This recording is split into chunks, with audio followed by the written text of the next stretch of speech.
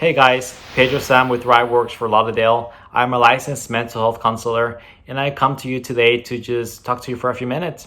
As you know, our world is going through so many difficult situations right now. We are going through the coronavirus pandemic, right? It's affecting the way we interact with others, affecting our daily routines, it's affecting the way we conduct business, it's affecting every aspect that we can possibly think of. It's affected everybody in one way, shape, or another.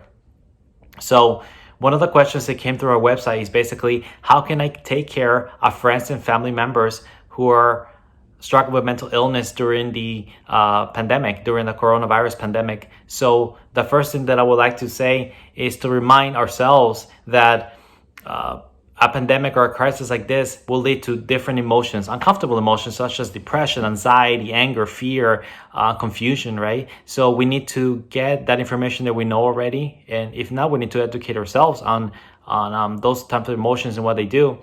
And then we need to provide support to our family members and our friends, right? Acknowledge them for the emotions they're feeling, telling them those emotions that they're feeling are normal. Those emotions that they're feeling are supposed to be experienced at this moment. A lot of times people, what they do is that they feel those emotions and they feel that they're not supposed to be feeling those emotions. So what do? They hide those emotions, right? They repress them. They keep them inside, and that only hurts us at the end, because then we are not living reality at that moment. And that can come out in so many bad ways in the long run. So the first thing we need to know is acknowledge. People want to be heard during this time. People want to be supported during this time. So acknowledging people that what they're feeling is normal, but also be that person who's positive, right? So this is where sometimes it's hard for us if we're negative, but we have to try our best to be a positive person during this time and provide support for that person, acknowledge them and telling them that things are going to be okay. The second thing I recommend is that remind them the situation is temporary. The situation is not permanent. That just like it started, it's going to end. We see it in China. This is where the epidemic started, right? The pandemic started. It started in China, and now we're seeing declines in everything. We're seeing that people are recovering. Businesses are opening up. Things are going back to normal there. So the same will happen to the United States. We need to basically listen to our medical professionals, and we need to follow guidelines such as social distancing, all those kind of things. So remind our family members and our friends who are struggling that they need to continue to remember the situation is not permanent, it's temporary.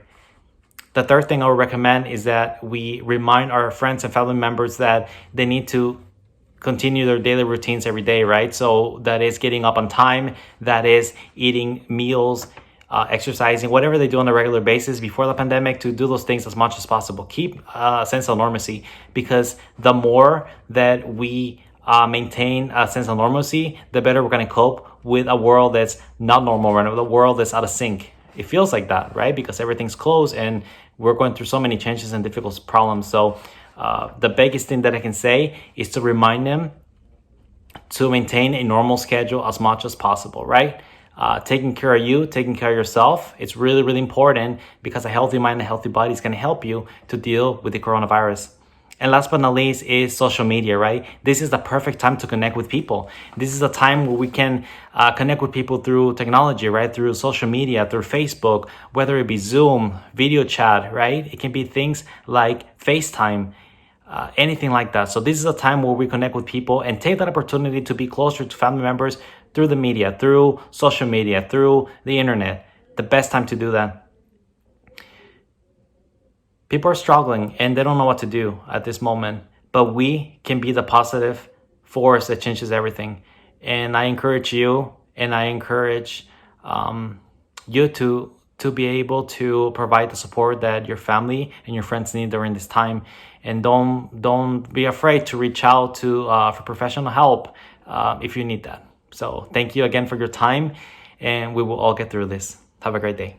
If you like this video, help us reach others by hitting that like button and subscribe. You can meet with over 1,000 caring mental health professionals, including the presenter you just watched, by visiting us at Thriveworks.com, or click the link below to book your session now. Be well, and thank you for watching.